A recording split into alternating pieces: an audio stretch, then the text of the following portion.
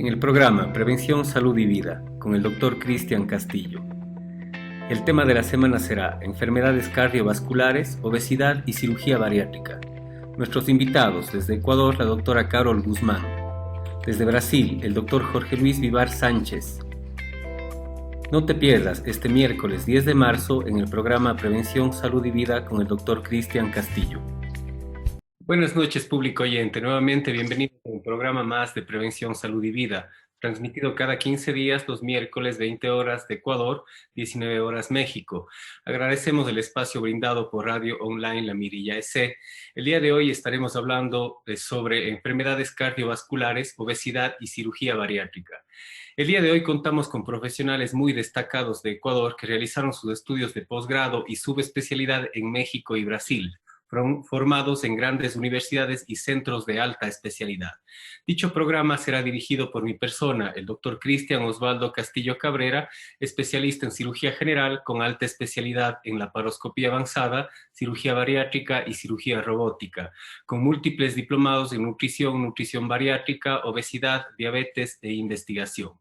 Hoy tenemos el agrado de compartir una plática con profesionales de muy alto nivel, muy grandes amigos además, y así ofrecerles a ustedes un programa de calidad sobre un tema de gran trascendencia, debido a que según estadísticas del INEC, en Ecuador las enfermedades cardiovasculares son la primera causa de muerte y entre sus principales factores de riesgo se encuentran la obesidad, sobrepeso, niveles elevados de colesterol y triglicéridos, hipertensión arterial, dislipidemia, diabetes, etc. Son estas la mayoría de enfermedades relacionadas a la obesidad. Tengo el gusto de presentarles a la doctora Carol Guzmán de Cuenca, Ecuador. Ella es representante de la Sociedad de Imágenes Cardiovasculares de la Sociedad Interamericana de Cardiología en Ecuador. Además, es la representante del Comité de Imagen Cardíaca de la Sociedad Ecuatoriana de Cardiología. Es editora, además, de la Revista Ecuatoriana de Cardiología. Como especialidad, tiene medicina interna en Ecuador y cardiología en el Instituto Nacional de Cardiología, Instituto Ignacio Chávez, por la Universidad Nacional Autónoma de México. Cuenta también con una alta especialidad en México en ecocardiografía en el Instituto Nacional de Cardiología, Ignacio Chávez, por la Universidad Nacional Autónoma de México. Actualmente se encuentra trabajando como ecocardiografista de la Unidad de Ecocardiografía y Hemodinamia No Invasiva del Hospital Universitario del Río. Además, es cardióloga del Hospital Universitario del Río. La doctora Carol Guzmán trabaja en el Hospital Universitario del Río en el consultorio 305. Su número de celular es el 098-297-6667. Doctora Carol Guzmán, buenas noches. Hola Cristian, ¿cómo estás? Buenas noches. Un saludo a todos los que vayan a poner atención en esta charla. Muchísimas gracias, estimada doctora. De la misma manera y con el mismo gusto y un gran profesional, el doctor Jorge Luis Vivar Sánchez. Él actualmente se encuentra viviendo y laborando en Sao Paulo, Brasil. El doctor José Luis Vivar Sánchez es especialista en Brasil de cardiología en el Instituto Danto Passanese, es subespecialista en Brasil en hemodinamia y cardiología intervencionista en la Escuela Paulista de Medicina en la Universidad Federal de Sao Paulo. Además, cuenta con un fellow en Brasil en cardiopatía congénita por la Escuela Paulista de Medicina por la Universidad Federal de Sao Paulo. Doctor Vivar, buenas noches. Buenas noches, Cristian. Buenas noches, Carol, y a todos los que nos escuchan. Muchas gracias por la invitación y felicitaciones por el tiempo para estos temas. Muchas gracias, doctor Vivar. El doctor Vivar actualmente se encuentra viviendo en Sao Paulo, Brasil. Él trabaja en la unidad coronaria del Hospital Cruz Azul Sao Paulo y es cardiólogo de la unidad coronaria del Hospital Salvaluz de Sao Paulo. Como a manera de introductorio, queridos amigos, quiero decirles lo siguiente. Las enfermedades cardiovasculares y la obesidad son la principal causa de muerte en todo el mundo. Supone una sobrecarga al control y regulación del corazón, que con el tiempo puede producir arritmias, insuficiencia cardíaca, infartos y muerte cardiovascular súbita. En el 2019, el 40% de las defunciones registradas en todo el mundo fueron por enfermedades cardiovasculares, que afectan en mucho o mayor medida a los países de ingresos bajos y medios. Para aquellos pacientes con enfermedades cardiovasculares y con obesidad, en los que están en tratamiento dietético convencional o cambios en el estilo de vida no ha funcionado, la cirugía bariátrica les ofrece una brillante expectativa y mejorar una opción más eficaz. Ejerce un efecto cardioprotector mejorando la geometría y la función del corazón. El tratamiento inicial de la obesidad consiste en dieta, aumento de la actividad física y, si se considera necesario, tratamiento farmacológico. Desafortunadamente, el tratamiento médico basado en realizar cambios en el estilo de vida frecuentemente no es tan eficaz para obtener una pérdida de peso adecuada ni para poder obtener la remisión de las enfermedades relacionadas a la obesidad. La cirugía bariátrica consiste en reducir la capacidad gástrica o interrumpir la absorción de ciertos alimentos para lograr reducir significativamente el peso con el propósito de disminuir el riesgo que se presenten problemas de salud potencialmente mortales. La cirugía bariátrica no es para todas las personas que tienen obesidad grave. Es necesario cumplir con un protocolo completo de cirugía bariátrica. Esto quiere decir acudir con todo el equipo multidisciplinario y trabajar en conjunto, buscando mejorar las condiciones del paciente antes de ser sometido o llevado a una cirugía. Algo muy importante es estar dispuesto a hacer cambios permanentes para llevar un estilo de vida más saludable. Queridos amigos, vamos a conversar. Esto va a ser un conversatorio entre estos dos profesionales muy destacados y con gran preparación en los diferentes países pues, que hemos nombrado anteriormente. Queremos hacer y formular algunas preguntas. Doctora Carol Guzmán, ¿qué son las enfermedades del corazón, llamadas también enfermedades cardiovasculares, y cuál es su relación con la obesidad? Bueno, Cristian, como te comenté en un principio, muchas felicidades y muchos éxitos para seguir con este programa. Creo que es muy importante para la comunidad y para la gente que no precisamente es médico, sino que te escucha para poder aprender de estos problemas. Y enfocándome ya a responderte la pregunta, bueno, pues las enfermedades cardiovasculares o una enfermedad cardiovascular se define entra dentro de esto de la enfermedad arterial coronaria, el infarto de miocardio, la angina de pecho, la falla cardíaca o también lo conocemos como la insuficiencia cardíaca, el accidente cerebrovascular, el stroke que le dicen los extranjeros, el ictus que le llamamos acá, la hipertensión arterial, las arritmias cardíacas como la fibrilación auricular. Y bueno, pues estas son consecuencia de algunas otras enfermedades, como por ejemplo el tema básico que estamos tratando hoy, la obesidad, el sobrepeso, la diabetes, la falta de actividad física, el sedentarismo, son factores de riesgo para desarrollar estas enfermedades que comenté previamente. Y estas enfermedades pueden causar alteraciones en la anatomía cardíaca. Vemos que puede crecer el corazón. El corazón tiene 4 cavidades y estas cavidades pueden aumentar de tamaño. Las paredes pueden incrementar de grosor y hacerse muy, muy gruesas, es decir, la masa, el tamaño propiamente del corazón puede incrementar y estos son situaciones que no son nada buenos para la persona que los padece porque finalmente terminarían produciendo arritmias cardíacas o esta enfermedad que tampoco no es nada buena, que es temida, es la insuficiencia cardíaca. Entonces, los factores de riesgo, la obesidad, la hipertensión, la diabetes, dislipidemias, falta de actividad física, tabaquismo y otras más, generan estas enfermedades cardiovasculares que cambian la anatomía, la morfología del corazón y terminan produciendo arritmias o insuficiencia cardíaca. Perfecto, nos ha quedado muy claro. Doctor Vivar, si tiene algo usted que aumentar a esta pregunta. Bueno, sí, tenemos entre las principales, la que yo dije igual, Caro, una vez más, ¿no? La hipertensión arterial, la enfermedad arterial coronaria, la doença o la enfermedad arterial periférica, entonces en este caso faltó las miocardiopatías y principalmente el stroke también, ¿no? El accidente cerebrovascular. Acordándonos que la enfermedad hoy por hoy que más mata, el infarto y la obesidad en este caso son factor de riesgo para ello. Perfecto. Doctor Vivar, continuamos. ¿Qué significa riesgo cardiovascular asociado a obesidad y por qué motivo es un problema en los países de ingresos bajos y medianos, cuando sabíamos obviamente que antes era de ingresos altos, ¿no? La obesidad estaba muy ligada a este tipo de cosas. Bueno, en este caso también el riesgo cardiovascular significa la probabilidad, o sea, el tiempo que una persona va a tener para desenvolver estas enfermedades que citamos.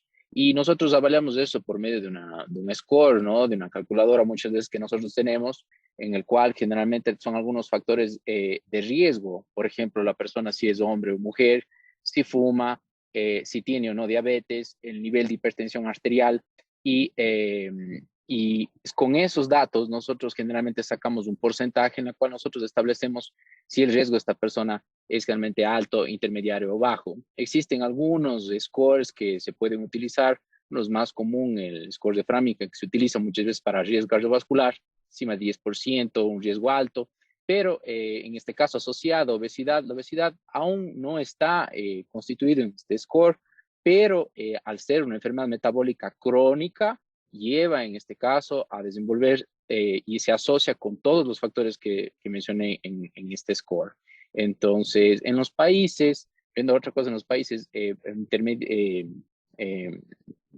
con niveles de pobreza, ¿no?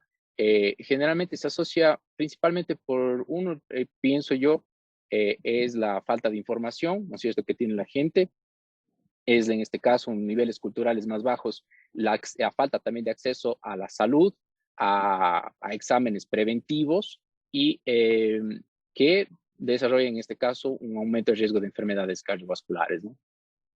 Perfecto. Doctora Guzmán, ¿algo que usted quiera añadir a esta respuesta del doctor Vivar? Efectivamente, estoy de acuerdo con lo que ha comentado Jorge. Sí, esto es una realidad de nuestros países latinoamericanos. Los ingresos bajos sí te predisponen a la falta de acceso a la salud.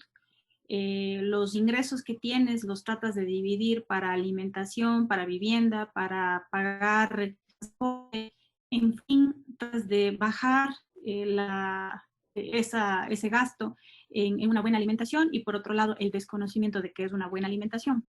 Y bueno, pues ahora sumado también la falta de actividad física, el estar mucho tiempo frente a la computadora o videojuegos, ahora ya también con esta situación de los niños, pues genera sobrepeso, obesidad y como bien lo dijo Jorge, no está estimado dentro de estos scores, dentro de estas calculadoras, pero considerando como una enfermedad inflamatoria, está conjuntamente dentro de las otras enfermedades que sí están consideradas como la hipertensión, la diabetes.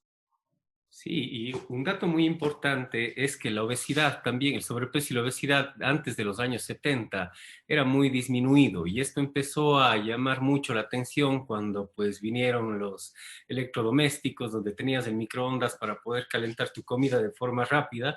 Pues antes las personas iban al cine, ¿no? Iban a la casa, al teatro, la casa de la cultura a ver una película. Ahora tienes pues la televisión, tienes la comodidad del internet e incluso si te da ganas de comerte un sándwich, pues llamas al taxi y por poco te da en la boca la comida.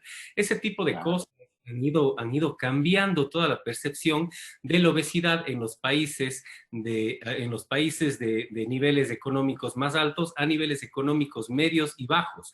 Otro punto muy importante es que obviamente como los salarios son disminuidos, como bien dijo la doctora Guzmán, es pues también que es mucho más barato acá en México, un ejemplo, comerse una torta de tamal que vale 50 centavos de dólar y es un pan con un tamal adentro. Entonces eso te va a aguantar la comida para todo el día y luego solo tendrás la oportunidad de comer por dos ocasiones, en la mañana y en la noche, capaz comes un arroz con frijoles o porotos y pues ya estás. Entonces son realidades de los países que han ido cambiando. Algo también muy importante es que hace 7 años, amigos, los índices de desnutrición en los niños de menos de 5 años eran muy elevados. Nosotros le teníamos mucho miedo a lo que es la desnutrición, pero años acá, desde hace unos 4 o 5 años más, esto se invirtió y ahora estamos hablando de que 3 de 10 niños presentan índices de sobrepeso y obesidad y 6 a 7 de cada 10 adultos en Ecuador tienen de igual forma estos índices de sobrepeso y obesidad. Estimada doctora Carol Guzmán, ¿los pacientes con problemas cardíacos y obesidad corren un mayor riesgo de contraer COVID-19? Claro, claro que sí. Dentro de todas estas enfermedades que son más prevalentes o llamemos más bien como, sí, tal cual como enfermedades de riesgo que le ponen en riesgo a esa persona de padecer la COVID-19, si dentro de esta sí está la obesidad. Bueno, tomando en cuenta las principales está la hipertensión arterial, ¿no? Bueno, por toda la fisiopatología que hasta ahora se conoce del SARS-CoV-2 que produce la COVID-19, pero sí la obesidad está dentro de los factores de riesgo de esta enfermedad, porque pues es una enfermedad, la obesidad, vamos a decir la enfermedad, tiene un estado inflamatorio, protrombótico y pues esto asociado a la enfermedad, sí hay mucha más gravedad en la presentación clínica incluso. Pero si la pregunta es de así tal cual, ¿es un factor de riesgo para presentar COVID-19? Sí lo es. Y estimada doctora Guzmán, por la alteración que produce cualquiera de las enfermedades cardiovasculares, es como que predispone una forma más fácil de desenlace pacientes que tienen COVID-19, ¿verdad? Sí, sí, los desenlaces sí son peores. Digamos lo que la evolución es peor, es menos buena, digámoslo así, que una persona que no padece estas enfermedades. La hipertensión arterial está como número uno, como enfermedad factor de riesgo para padecer la COVID-19 y ahora el tema esto de la obesidad, pero sí la evolución es peor y con mucho más riesgo de padecer la enfermedad. Sí, acá en México también, pues obviamente está casi un 29% las personas que tienen hipertensión arterial del total de pacientes atendidos. Luego le sigue la diabetes mellitus tipo 2 y pues como tercer puesto la obesidad. En un estudio que estábamos realizando en el hospital donde yo laboro, pues es sorprendente las cifras. Casi el 87% de la población total atendida en el Hospital de Alta Especialidad de Zumpango tiene índices de sobrepeso y obesidad. Lo más llamativo es que lo más frecuente es obesidad 1, grado 1, de 30 a 35 de índice de masa corporal y obesidad mórbida. Entonces, pues bueno, estos factores van a desencadenar pues, desenlaces desastrosos en los pacientes que lo conllevan, que son una gran parte de la población que nosotros podemos tratar. Estimado doctor Vivar, ¿existe relación entre el peso de la madre embarazada, obesidad infantil y enfermedades cardiovasculares? Bueno, en este caso sí, sí existe. Complementando un poco la pregunta anterior que le había hecho a Caro, sí existe también estudios hoy, el más grande de ellos el año pasado en Circulation, la prevalencia en este caso de enfermedades de los pacientes obesos que tuvieron COVID-19 en Nueva York, eso ya fue comprobado, índices de masa corporal por encima de 30, fue visto en este caso un aumento de la morbilidad, de la mortalidad y el aumento de internación para UTIs. Y ahora con su pregunta, en este caso, de la cuestión de la madre embarazada, sí, porque la madre en este caso que tiene obesidad, ¿no? Y está embarazada, ella tiene una predisposición mayor porque ella está inflamada. Nosotros vemos que cuando cursa un embarazo, ella aumenta 10 veces aumenta casi el doble el gasto cardíaco de ella, la frecuencia cardíaca, la volemia también de esta paciente va a aumentar y con ella también factores inflamatorios. Se asocia muchas veces, especialmente también durante el puerperio, al riesgo de infarto por la cuestión de trombosis y la otra de disección coronaria espontánea. Son las dos principales complicaciones que tienen estas pacientes durante el embarazo y en el puerperio. Entonces, sí, sí existe una relación y eso está documentado con serie de casos y estudios que muestran que sí, sí existe una relación con enfermedades y muchas de ellas mortales, ¿no? Infarto agudo de miocardio. Doctor Vivar, y en este caso que la madre tiene enfermedad de obesidad antes de embarazarse o tiene un aumento considerable o una alimentación inadecuada durante el embarazo, eso va a provocar desenlaces fatales en el nacimiento. Van a ser un niño con aumento de peso Uh-huh. o grande o Uh-huh. muy grande aumento de peso y eso se refleja en obesidad infantil, en obesidad adulta y enfermedades no transmisibles, como lo sabemos que es la hipertensión, diabetes, Sí. otras catástrofes de la Bueno, obesidad de los. yo tengo, yo tengo un caso de experiencia propia, en este caso un niño de 14 años con obesidad mórbida, con un infarto agudo de miocardio.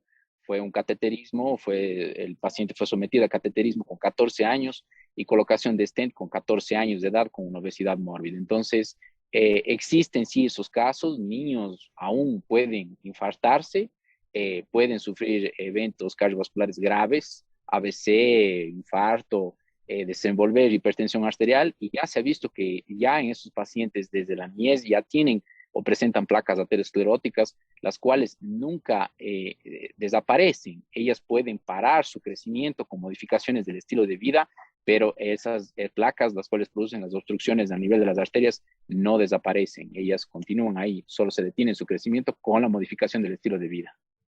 Doctor Vivar, y partiendo desde el punto de vista cultural, porque muchas de las veces hemos visto incluso en familias o en familias nuestras que pues el esposo por mimarle a su esposa embarazada, mi amor, ¿qué quieres? Ah, una hamburguesa, se me antoja que la mayonesa, que las galletas de dulce, que todo este tipo de alimentación que obviamente solo va a causar daños al niño que está creciendo y posteriormente nacerá y tendrá edad adulta. ¿Qué consejo podemos dar respecto a este punto que es muy importante y muchas de las veces no se ha tocado y no se conoce?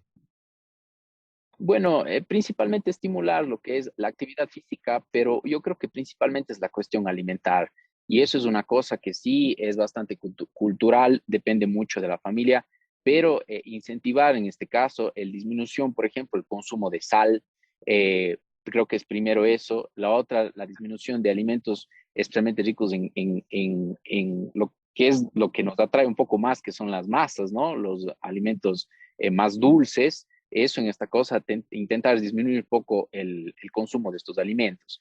Pero yo creo que sí, desde pequeñas edades, incentivar la actividad física y la alimentación, más que todo desde el hogar, ¿no? Y hoy por hoy, con la tecnología, nosotros vemos incentivar de todas las formas la actividad física, ya sea dentro o fuera de la casa, ¿no? Sí, claro que sí. Doctora Guzmán, ¿algo que usted quiera añadir a esta pregunta? Puede ser previo o durante el embarazo, te pone en riesgo también de desarrollar alteraciones en la presión arterial y presentar hipertensión o desarrollar preeclampsia. Y bueno, pues todos conocemos y las personas que escucharán luego este conversatorio deben entender que la preeclampsia es un factor de riesgo para la madre y ahora en el embarazo y en un futuro, porque digamos, recupera su presión arterial, se vuelve normotensa, pero en unos años esta mujer puede nuevamente presentar alteraciones de la presión, hacerse hipertensia y ya ser un factor de riesgo cardiovascular. Entonces, claro, estamos hablando del sobrepeso, pero no son enfermedades que están solas. Generalmente están acompañadas de otro tipo de problemas y uno de ellos bastante prevalente es la hipertensión arterial. Y sí, estoy muy de acuerdo también con lo que han comentado. Esto de la obesidad infantil empieza también a verse en los últimos tiempos por el COVID, por la COVID, digamos así, si está bien dicho la COVID, porque pues los niños no, por el temor de salir, sus padres no les permiten salir mucho y lo que antes se acostumbraba que los niños salgan al parque y tengan interacción con otros niños, ahora ya no. Los niños están en casa, están dedicados a la computadora, a los videojuegos, a todo lo que tenga que hacer, pero que solo moviendo sus manos y mirando, no actividad física, y eso pues está incrementando la obesidad, está incrementando el sobrepeso y la obesidad. Y como bien dijo Jorge, esto pues ya desde la niñez se van generando las placas dentro de los vasos sanguíneos para posteriormente y capaz que no en mucho tiempo desarrollar enfermedad cardiovascular. Perfecto, muchas gracias, doctora Guzmán. Doctora, ¿cuáles son las complicaciones cardiovasculares de la obesidad? Hablando de las placas que estaban ustedes diciendo anteriormente. Bueno, pues la obesidad es una enfermedad, es considerada una enfermedad que mantiene en un estado inflamatorio a la persona que lo padece. Inflamación significa incremento de ciertas sustancias y disminución de otras.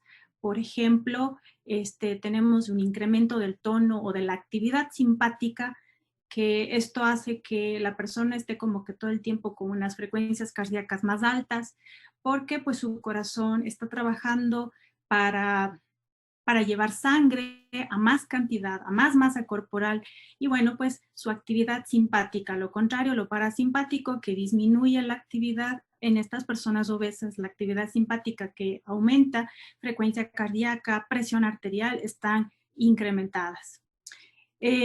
Bueno, una complicación también puede ser la hipertensión arterial. Estas personas desarrollan hipertensión arterial precisamente por el incremento del tono simpático y tenemos un incremento o una resistencia a la insulina. Quiere decir que estas personas obesas que generalmente están acumulando grasa, llamémoslo así, eh, cantidad de sí, tal cual grasa alrededor de los órganos, principalmente de los órganos del abdomen. Esto es el principal riesgo para desarrollar resistencia a la insulina. Quiere decir que hay insulina en la sangre, pero no está ingresando a las células y por lo tanto empieza a incrementarse el azúcar de la sangre. ¿Y pues por qué? Porque se van dañando progresivamente las células del páncreas. Entonces, tiene resistencia a la insulina, podrá desarrollar en un tiempo la diabetes, que es otra de las complicaciones de la obesidad, y empiezas a sumar ya factores de riesgo, obesidad, resistencia a la insulina, alteraciones en los lípidos, tienes muy alto el colesterol malo, que le decimos el LDL, te empieza a bajar el colesterol bueno, que es el HDL, y esto conlleva a presentar o a desarrollar pequeños acúmulos de grasa dentro de las arterias. Esto no te puedo decir, se te van a acumular en tales arterias, pero sí se ha visto que la grasa que está rodeando al corazón, así como rodea los órganos del abdomen, esta grasa pericárdica también se empieza a acumular alrededor de los vasos sanguíneos de las arterias coronarias, como cuando se hace el sarro en los dientes, tenemos que decirlo así porque la gente que nos escucha tiene que entendernos con términos sencillos. Y esto, pues conforme pasa el tiempo, pueden formarse placas y pues ya Otto nos comentará lo que él ve en los cateterismos cardíacos, ¿no? Ya propiamente dentro de las arterias. Pero pues eso ya te puede llevar a la angina de pecho, a las obstrucciones de los vasos sanguíneos y pues en las desenlaces graves que es el infarto, el taponamiento de una arteria que deja de circular sangre a una parte del músculo, el infarto del corazón y deja una cicatriz para la persona que lo tuvo y la persona que resistió a un infarto presentará posteriormente arritmias cardíacas o la insuficiencia cardíaca, que es la falla cardíaca o la disminución de la función de bomba que tiene el corazón. Entonces, pues existen muchas cosas previas a que se presenten las complicaciones cardíacas. O sea, hay mucho tiempo en el que esa persona podría trabajar para disminuir esos factores de riesgo antes de que se produzcan estas complicaciones. Perfecto, doctora Guzmán. Doctor Vivar, ¿algo que usted quiera complementar o hacemos otra pregunta? Bueno, en general resume muy bien, Caro. En general es de estas complicaciones, la principal es la que mata más, en este caso la enfermedad, la doença cardiovascular isquémica es la principal y es la que está más prevalente en este caso, en estos tipos de pacientes.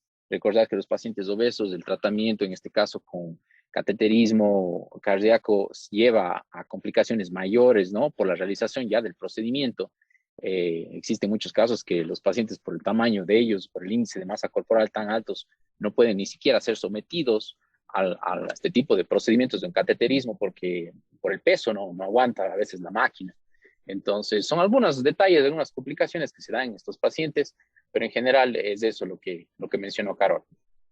Perfecto, doctor Vivar. ¿Cuáles son las causas y factores de riesgo de las enfermedades del corazón y cómo se pueden prevenir o controlar, doctor Vivar? Bueno, en este caso tenemos diferentes factores de riesgo y uno de los principales, los que son no modificables, la edad, el sexo de la paciente, que son los que en verdad nosotros no podemos hacer nada con eso, pero ahora los modificables y que son con algunas medidas que son accesibles para todos, que podemos disminuir una posibilidad de un infarto, por ejemplo, disminuir el nivel de presión arterial, la diabetes en este caso que sea controlada, parar de fumar, ¿no? Y la disminución de peso, ¿no? Sabemos que estos pacientes, una vez que comienzan a disminuir el peso, prácticamente los niveles inflamatorios disminuyen también y con ello la posibilidad de eventos trombóticos también disminuye.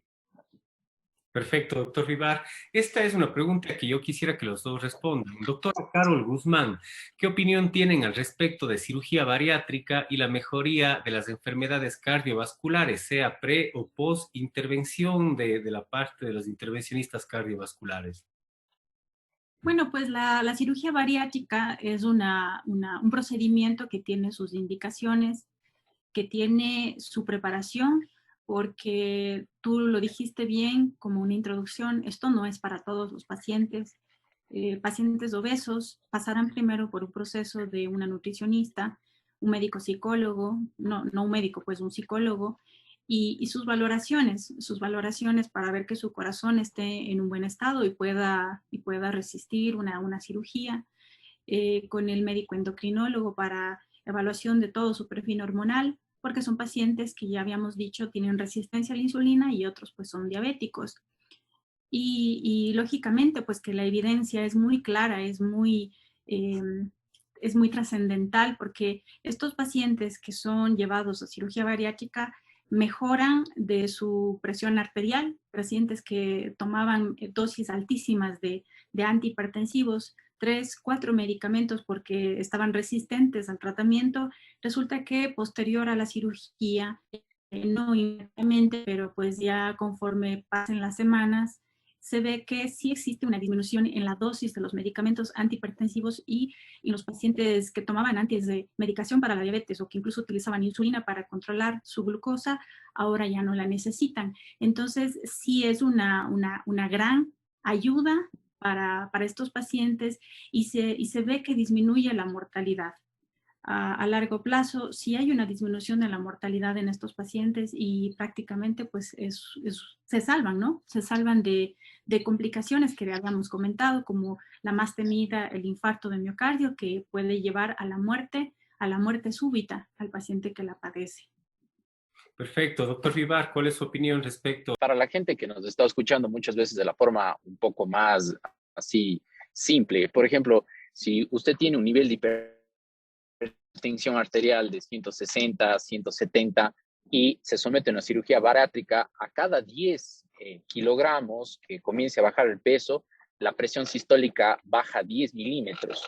Solo para tener, eso es un dato documentado en los pacientes que son sometidos a cirugía bariátrica, en los cuales, una vez sometidos a este tipo de cirugías, no solo es un cambio, ¿no?, físico, no visual, ¿no?, sino en este caso orgánico, que les va a posibilitar una vida mejor y más que todo disminución del riesgo cardiovascular.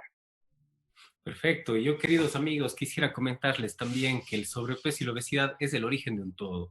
Si nosotros arrancamos desde ese punto, sabremos que el sobrepeso y la obesidad es causante de la mayoría de enfermedades relacionadas con un ser humano. E incluso estamos hablando de que hay 13 diferentes tipos de cáncer que aumentan su incidencia por el sobrepeso o la obesidad. Problemas ginecológicos, tenemos infertilidad, ovarios poliquísticos y así una serie de problemas que con la reversión o con esta ayuda de un protocolo de cirugía bariátrica podrán mejorar su estilo de vida, su calidad y también en muchas de las veces tener una remisión parcial o total de estas enfermedades, obviamente bien acompañados de un equipo multidisciplinario y un seguimiento a largo plazo.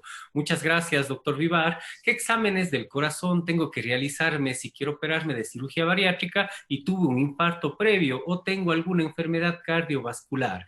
Una revisión por un cardiólogo es muy necesario, donde interviene el médico internista o el cardiólogo, doctor Vivar.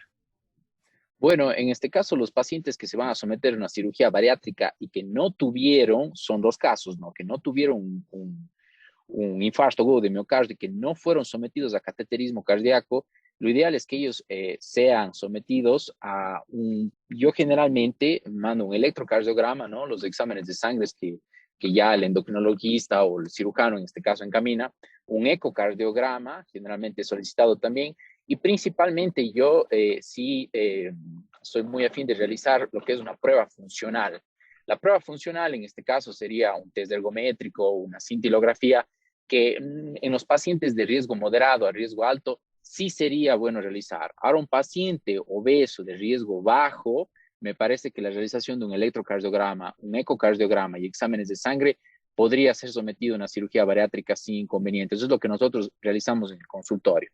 Ahora, el otro escenario, pacientes que ya fueron sometidos a un cateterismo cardíaco y que ya tuvieron infarto agudo de miocardio, son pacientes de un mayor cuidado que sí obligatoriamente tienen que ser sometidos a una prueba de tipo funcional, caso no presenten angina de tipo estable, o sea, no tengan dolor torácico. Ahora, paciente que tenga dolor torácica muchas veces tendrá que ser sometido a un nuevo cateterismo antes de la cirugía bariátrica. Perfecto. Doctor Vivar, y si un ejemplo, ¿no? Un paciente fue sometido a un cateterismo que en este caso se llamaría cirugía bariátrica de alto riesgo, ¿al Exactamente. tiempo, doctor Vivar, tendría que verle nuevamente el paciente al cardiólogo? Si ya Bueno, está, va a bajar de peso, ¿al qué tiempo pues tiene que acudir nuevamente a su consulta? generalmente nosotros recomendamos un mes después de la realización del cateterismo, caso sea, fue sometido también a angioplastía coronaria, nosotros recomendamos que al mes siguiente él sea encaminado para una nueva evaluación para determinar los síntomas, ¿no? Los síntomas que tengan sus pacientes y avaliar la necesidad de pruebas. Si el paciente no presenta en este caso ningún tipo de complicación y no tuvo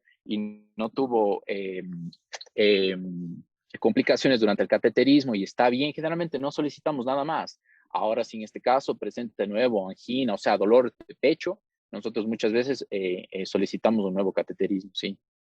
Y en el caso que ya tú revisaste y diste el visto bueno a los pacientes para que sean sometidos a cirugía bariátrica, ¿al qué tiempo tú les pides un nuevo control? O sea, no del cateterismo, de la cirugía bariátrica contigo.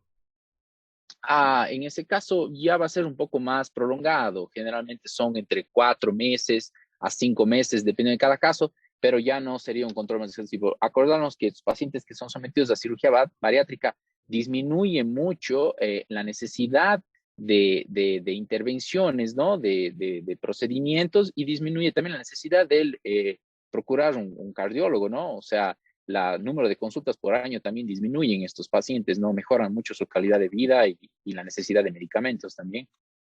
Perfecto, doctor Vivar, muchísimas gracias. Doctora Guzmán, ¿algo que añadir en esta pregunta del doctor Vivar? Em, no, creo que comentó todo bastante bien, estoy de acuerdo con lo que expuso. Algo que tal vez faltó comentar fue en qué puesto queda el médico internista, ¿verdad? Algo así fue la pregunta. Sí, disculpe, sí, ajá, faltó eso. Bueno, pues el médico internista es el especialista en prácticamente todas las áreas. Tiene una visión general de todo lo que está pasando en cada uno de los órganos y de sus funciones. Yo pienso que es fundamental una evaluación del médico internista. Entiendo que en el equipo de cirugía bariátrica tendría que estar también conformándolo un médico internista porque como lo comentó Jorge, estoy de acuerdo, este, va a disminuir las consultas con el cardiólogo porque pues nosotros en la consulta cardiológica estamos básicamente tratando de buscar intencionadamente complicaciones cardiológicas y si no las encontramos vamos a ir dando de alta a los pacientes. Entonces, ¿quién va a encargarse del control de la hipertensión arterial, de manejo de la resistencia a la insulina, del control ya de 1 o 2 medicamentos para su presión arterial?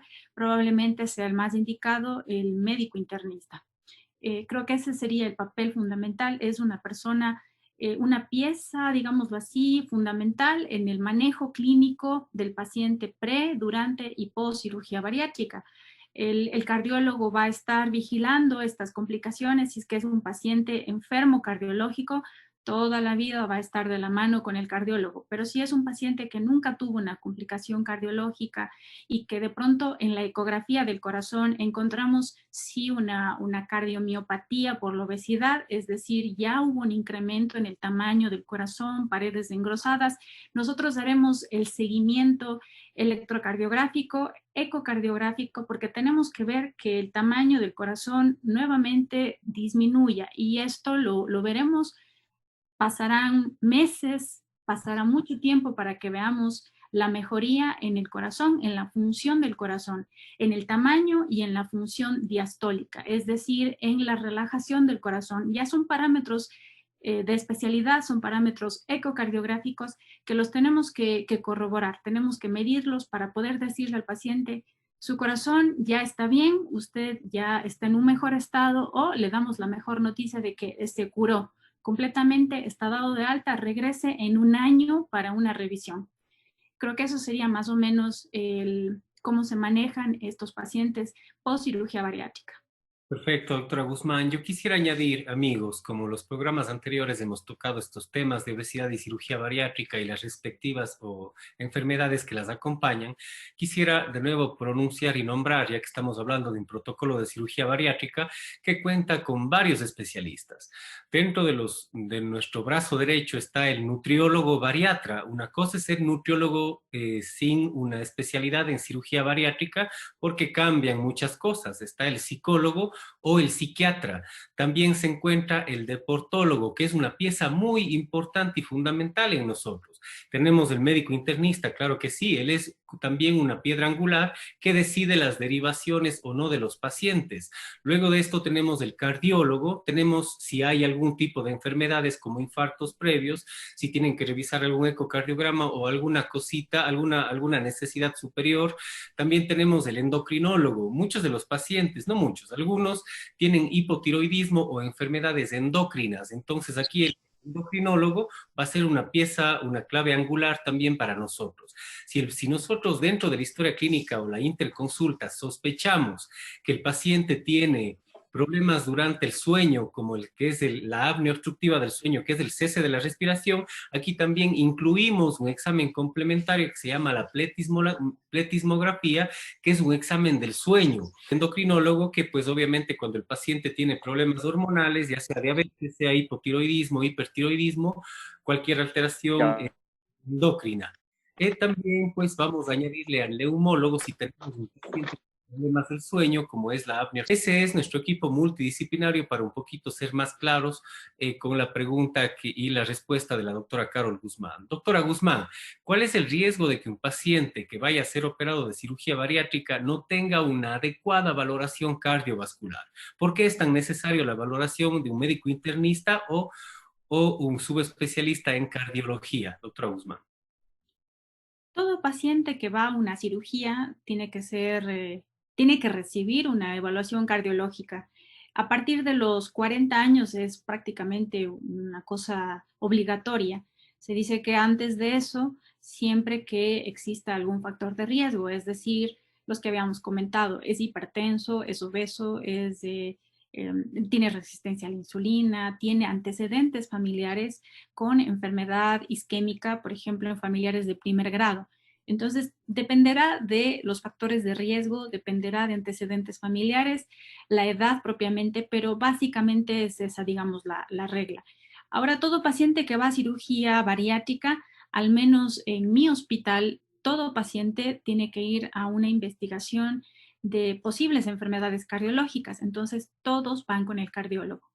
Sí, van por la revisión con todos los médicos que conforman el equipo, pero obligatoriamente todos van a una revisión cardiológica y esa revisión cardiológica pues necesitamos realizarle un electrocardiograma. En ese electrocardiograma, que es el papel en el que registramos el ritmo, la actividad eléctrica de ese corazón, podemos ver si es que está con alguna arritmia, si ya hay algún tamaño incrementado del corazón, es decir, es la primera cosa que revisamos y si algo nos llama la atención en este examen, en el electrocardiograma o en la exploración física, si por ahí encontramos alguna cosa que nos llame la atención, ejemplo, un soplo que nunca se le había encontrado, bueno, pues este paciente obligatoriamente ecografía del corazón, aunque esos serían como que los hallazgos que vamos a buscar, pero todo paciente sí con esta situación que va a ir a una cirugía bariátrica, en mi opinión, y como lo hacemos en mi hospital, sí todos van a un examen ecocardiográfico. Eso es lo básico. De ahí ya decidimos si van a una prueba de esfuerzo, que otro lo decía, vamos a hacer un test funcional, y vamos a hacer una prueba de esfuerzo. Generalmente estos pacientes que van o tienen esa indicación, sería una prueba de esfuerzo con un ecocardiograma de estrés con dobutamina, porque como son con grandes proporciones, o sea, estamos hablando de obesos, mórbidos, ¿no? La mayoría de las veces, pues no los vamos a subir a la banda porque pues tienen dolor de sus rodillas, tienen dolor de su cadera, problemas en la columna propiamente por su sobrepeso, su obesidad. Entonces, pues la prueba que más tenemos a nuestro alcance, hablo de mi hospital, tenemos el ecocardiograma de estrés con fármaco, inyectado un fármaco como que estuviera el paciente haciendo ejercicio mientras estamos revisando su corazón y vemos la actividad del corazón ante este medicamento. Y bueno, pues habrán otros hospitales en donde dispongan de medicina nuclear, y es otro tipo de test funcional. Entonces, de acuerdo a esos hallazgos, encontraremos pacientes que sí, evidentemente tienen problemas de sus arterias, irán a cateterismo cardíaco, y otros pacientes que no, pues ya tenemos el visto bueno para que vayan a su cirugía bariátrica sin el riesgo alto, sino pues así considerándolos de riesgo bajo para una cirugía que ustedes puedan intervenirlo, ¿no? Ahora, el tipo de cirugía, entiendo que es una cirugía laparoscópica, ¿no? Entonces, pues eso también disminuye el riesgo para el paciente antes que una cirugía abierta. Bueno, son algunos factores que sí suman, factores importantes para tener alguna complicación durante la cirugía o al contrario, pues que el paciente le vaya bien. Pues sí, muy de acuerdo, doctora Guzmán, muchísimas gracias.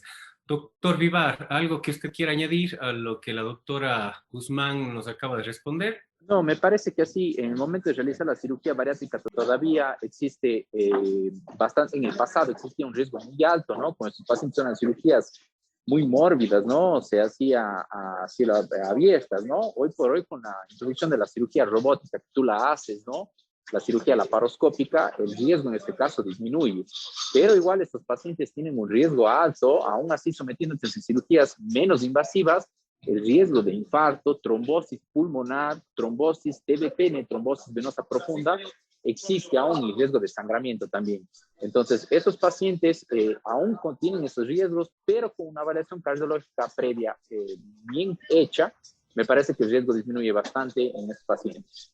Entonces, doctora Guzmán, continuamos con este temario que ha sido un poquito extenso, pero de mucha, mucha valía. ¿En qué tiempo mejorarían mis enfermedades del corazón si se curan tras la cirugía bariátrica? ¿Cuánto tiempo es lo estimado que el paciente empieza a sentirse mejor desde el punto de vista cardiológico?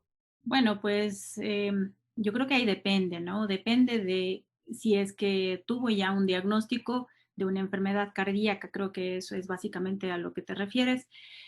Si es que es un paciente que tuvo una insuficiencia cardíaca, pues al reducirle el peso, más bien ahí tal vez tú nos podrías decir cuál es el tiempo estimado en que ese paciente va a perder peso.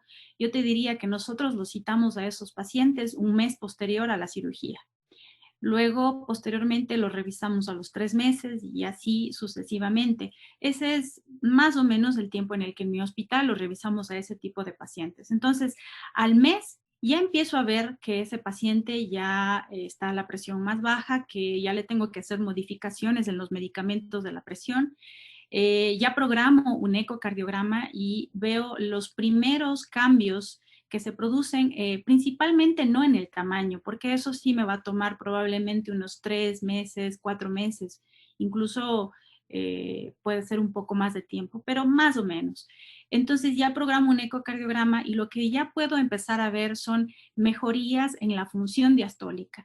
Ese corazón ya se está relajando mejor. Y tú sabes que la grasa que está alrededor del corazón tardará bastantito tiempo. Estamos hablando de meses, 5 o 6 meses, en que esa grasa disminuya. No sé si por completo, pero sí sé que disminuye y lo podemos incluso medir cuando le hacemos la ecografía del corazón. Medimos que ya está disminuida de tamaño, que el corazón se relaja mejor y probablemente después de 6 meses que yo le hago un control ecocardiográfico, ya veo que el tamaño del corazón está mejor. Estamos hablando en el supuesto caso de que ese paciente está cumpliendo bien con su dieta, porque luego de la cirugía no es que ya está todo solucionado. Ese paciente que está manejado por todo ese equipo multidisciplinario controlará que vaya perdiendo peso de acuerdo a lo programado, ¿no es cierto? Entonces, y haciendo actividad física y bueno, pues y todo eso va a llevar a que en 6 meses que yo le haga mi control ecocardiográfico ya vea que el tamaño del corazón ha disminuido menos gruesas. Pero los primeros cambios son en la función diastólica, en las presiones de llenado. Ya no voy a ver que están incrementadas ese llenado de la aurícula izquierda, sino ya la aurícula probablemente ya la vea más pequeña, pero básicamente son parámetros funcionales los que van a mejorar. Sí, muy de acuerdo, estimada doctora Guzmán. Y queridos amigos, también quisiera decirles que aquí es el pilar clave para poder tener un estándar o estandarizar la pérdida de peso pre y posquirúrgica. Si nosotros incluimos a un equipo multidisciplinario adecuado y cumplimos todos los estándares para que el paciente pueda ser llevado a una cirugía bariátrica, pues el paciente tiene que perder peso antes, aproximadamente unos 10 kilos. Es el 10% del exceso de su peso que tiene que perder antes del procedimiento quirúrgico. Aproximadamente un paciente cada mes va perdiendo 10 kilos. Los primeros 4 o 5 meses son de 10 kilos, 10 kilos, 10 kilos. Y como pues, el doctor Rivar nos había dicho anteriormente, que pues el tipo de presiones sistólico, que es el impulso del corazón de bombardear sangre, y diastólico, que es aflojar para que se llenen nuevamente las cavidades, también van a hacer que estas presiones arteriales disminuyan y lo mejor y el éxito rotundo sería pues obviamente que hay una remisión completa de los niveles de presión arterial. Como la doctora Guzmán bien nos dice, empieza a mejorar la función diastólica, la forma, la textura y el tamaño del corazón también empiezan a disminuir de tamaño y todos los órganos que están involucrados en este proceso de obesidad del paciente, todo empieza a cambiar. Queridos doctores, tenemos varias preguntas del público. A continuación voy a nombrarles dos o tres por razones de tiempo. Doctor Vivar, ¿es peor que aumente la presión arterial máxima o la presión arterial mínima? También nos hablan mucho si dejar de fumar ya no tiene efecto, y si dejas de fumar, el tabaco ya no daña el corazón o se regenera. ¿Qué pasa con esto, doctor Vivar? Bueno, contestando la primera pregunta, en verdad, lo que toma en cuenta para el diagnóstico de hipertensión arterial es en este caso la hipertensión, tanto la sistólica como la diastólica, o sea, hipertensiones acima de 140, hipertensión acima de 90, se diagnostica en este caso una hipertensión arterial, o sea, si tenemos por encima de 140-90, nosotros tenemos hipertensión. Ahora, como un diagnóstico de hipertensión arterial sistólica aislada, en este caso, se investiga también otros tipos de causas, pero generalmente, o sea, no interesa mucho, en este caso es la sistólica, diastólica. Se ha visto un poco más la sistólica. Ahora, lo que interesa es tratar, en este caso, la presión, disminuyéndola de 140 a 90. O sea, si tenemos, en este caso, sumadas las dos presiones por encima de estos valores, es hipertensión. Respondiendo, en este caso, ahora la segunda pregunta con respecto al cigarro, lo que me dijiste, ¿no es cierto? Si el daño continúa, ¿es eso? Sí, sí, sí, sí. Si Sí, dejas de sí, fumar, pues sí. también mejoran las condiciones cardíacas. Sí, generalmente sí. Ese es uno de los principales factores modificables. Cuando hacemos nosotros el score para avaliar el riesgo cardiovascular de los pacientes, uno de los principales y el que de todos esos factores que son diabetes, presión alta, sobrepeso, obesidad, género, presencia o no de hipercolesterolemia, el principal es el cigarrillo. Hay que hacerles de acuerdo a la gente que nos está escuchando que la persona que fuma, fumar es igual a enfermedad arterial coronaria y el riesgo de infarto es claro. O sea, la persona que fuma, el riesgo de infartarse es muy alto. Entonces, si quitas el cigarro, la posibilidad de un infarto disminuye drásticamente. El daño sí continúa, la placa aterosclerótica, o sea, lo que nos produce la obstrucción en las arterias, continuará ahí, él no va a disminuir, pero evita su progresión. Perfecto, es muy clara la respuesta. Pues las personas que fuman no es que se quita todo el problema, pero pues evitan No. que haya una progresión y un desenlace fatal. Hay otra pregunta muy, muy concurrida en el público. ¿Desde qué edad es aconsejable tomar aspirina como prevención? Bueno, con respecto a esa pregunta, no existe en este caso todavía un estudio claro sobre el uso de la aspirina de manera, eh, eh, digamos así, a grande escala. O sea, tú a partir de los 40, 50 años tomarte aspirina de una forma preventiva, no existe todavía una directriz con respecto a eso claramente. Ahora sí, si tú mantienes un nivel, una salud buena o manteniendo niveles de presión por debajo, como una vez más 140-90, realizando actividad física y una buena alimentación, no necesitarías el uso de aspirina, en este caso no se necesita debido a que nunca tuvo un evento arterial coronario, o sea, nunca tuvo infarto. Ahora, los pacientes que tuvieron infarto, que se infartaron y fueron sometidos a cateterismo y que recibieron angioplastía, generalmente esos pacientes tomarán aspirina el resto de la vida. Ujú.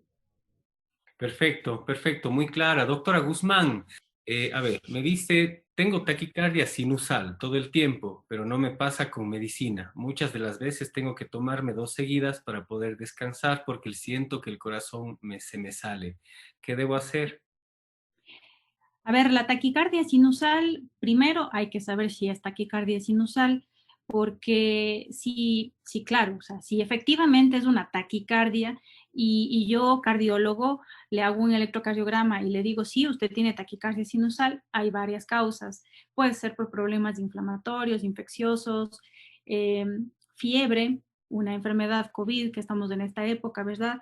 Pero si es que no es todo el tiempo esta taquicardia, sino que la registramos en un estudio Holter de 24 horas y este paciente está presentando frecuencias cardíacas elevadas con morfología normal. Existe otro diagnóstico que es la taquicardia sinusal inapropiada y sí requiere un tratamiento medicamentoso.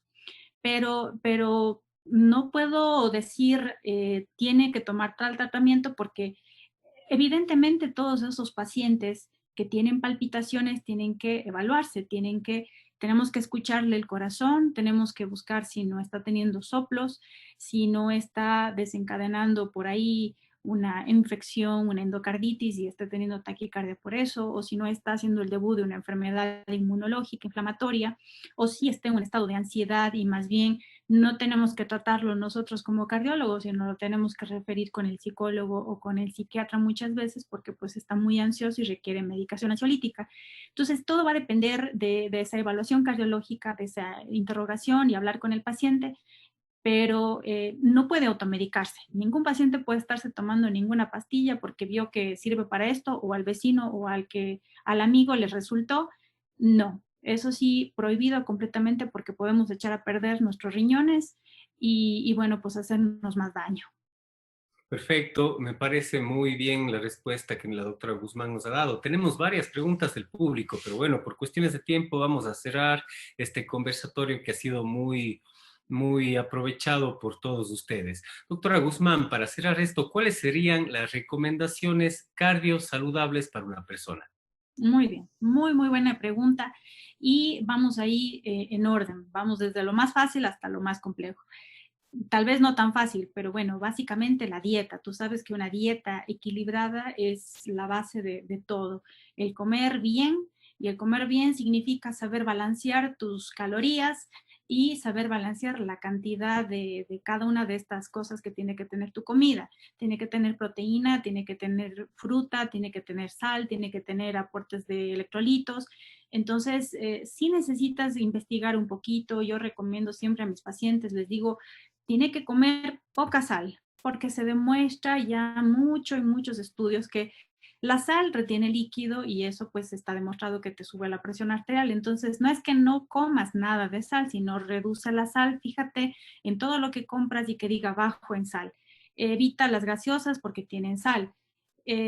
Primera estrategia, come frutas porque las frutas te aportan potasio, preferible las frutas ácidas que las frutas dulces. Tienes que comer al menos unas 3 veces, pero si tú puedes repartir más tus comidas en el día y evitar esas horas de ayuno prolongado, creo que estaría mejor. Bueno, tú como nutrición vas a decir muchísimo mejor todo esto de las comidas. Básicamente reducir la sal, comer aporte de frutas que te aporten potasio, disminuir el aporte de carbohidratos, de azúcares. Si no quieres que te dé diabetes, bueno, pues come como si fueras diabético. Creo que nos mal acostumbran desde que somos chiquitos a comer azucarado, a comer dulce, porque está rico, pero no es sano, o sea, no es lo más sano y es que es una costumbre que tenemos desde que somos pequeños. Entonces, son varias cosas en cuanto a la dieta. La actividad física, se recomienda al menos 30 minutos de actividad física diario. Entonces, tú puedes hacer tu actividad de acuerdo a tu condición física. No le vamos a mandar a correr al señor de 70 años, sino pues hay que acoplarlo de acuerdo a nuestra capacidad. Soy una persona joven, no tengo problemas de mis articulaciones, no tengo artritis reumatoide, no tengo problemas de rodillas, en fin. Entonces, bueno, pues yo puedo correr, pero si no, pues haz natación. Pero lo importante es 30 minutos de dedicarle a actividad física a nuestro cuerpo. Distracción, momentos de relajación son importantes para evitar el estrés. Ya sabes que el estrés también te puede producir problemas cardiológicos. Hay por ahí, sale mucho ahora de esto del Takotsubo, en fin, pero el estrés es un problema y hay que buscar momentos de relajación y de distracción. El mantenerse atento a los controles médicos preventivos. No hay manera diferente de hacer diagnóstico de hipertensión arterial si no te toman la presión arterial. Si no vas al médico y no sabes en cuánto está tu presión, ¿cómo vas a saber si tienes o no hipertensión? Entonces tienes que hacerte un control médico cada año. Tienes que hacerte un electrocardiograma cada año.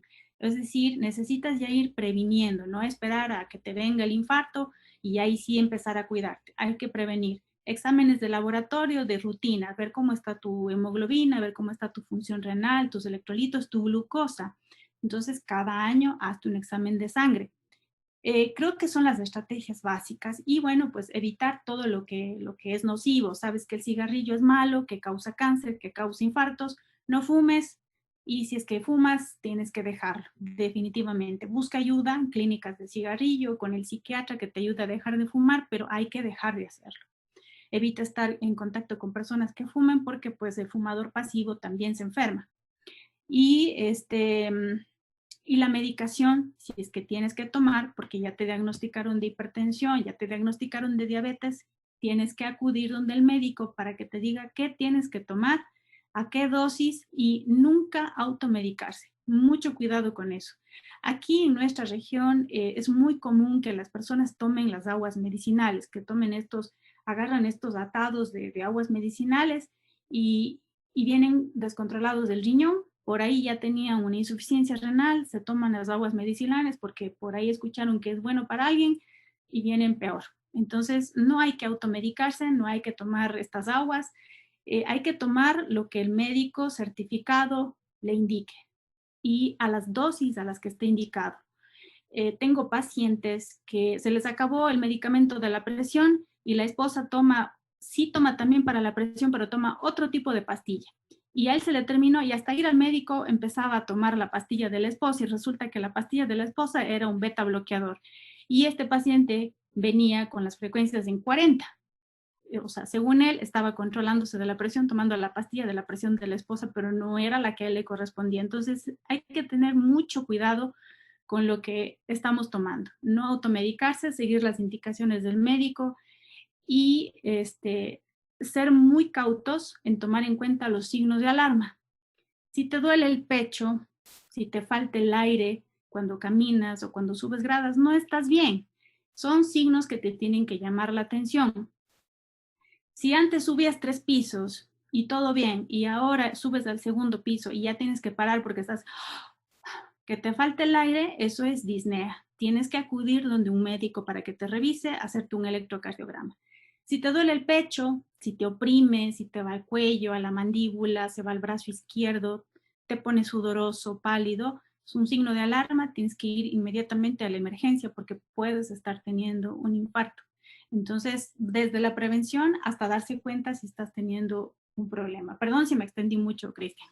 No, no, perfecto. Doctora Carol Guzmán, ha sido un gusto tenerle con nosotros el día de hoy, igual al doctor Vivar.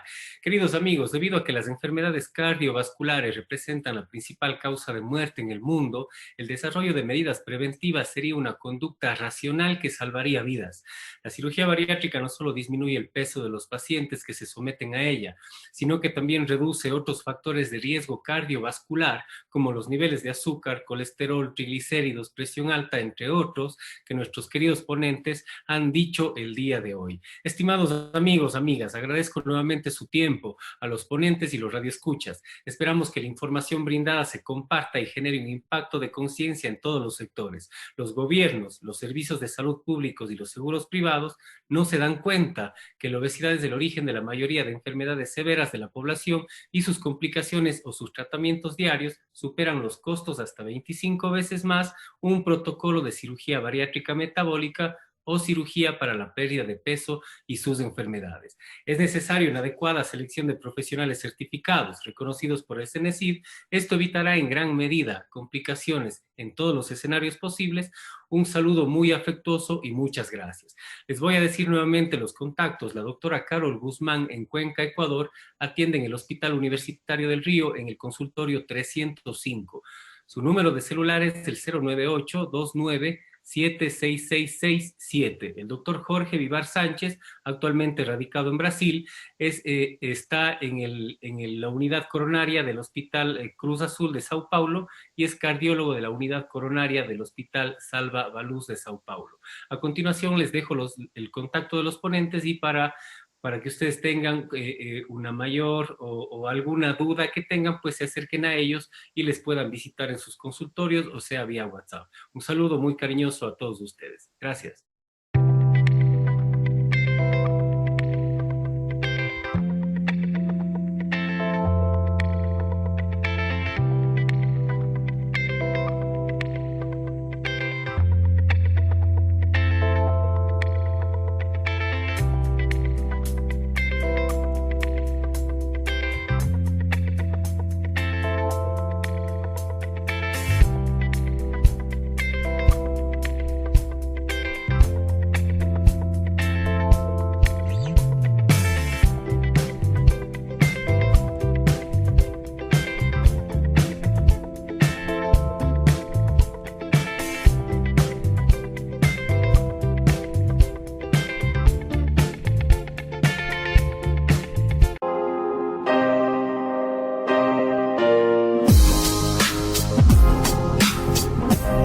Bonamé, un estilo que cautiva.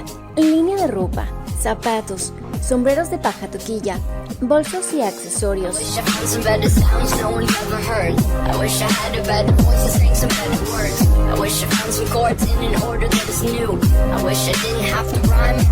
Bonamé, de Ecuador para el mundo. Rocket Queen, tu solución tecnológica. Páginas web, redes sociales, transmisiones de tus eventos. Todo para tu computador y tus sistemas. Tienda de belleza Lola Beauty Shop. Maquillaje americano a excelente precio. Crea TV, productora audiovisual, fotografía profesional, videos comerciales e institucionales, producciones y más. Código Atelier. Creamos identidad corporativa, diseños fashionistas con alta calidad en manufactura, con textiles certificados. Código Atelier, uniformes y publicidad para tu empresa.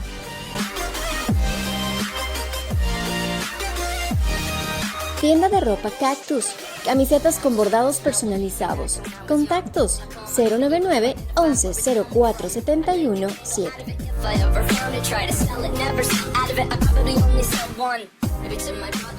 Ordóñez y Ordóñez, firma de abogados.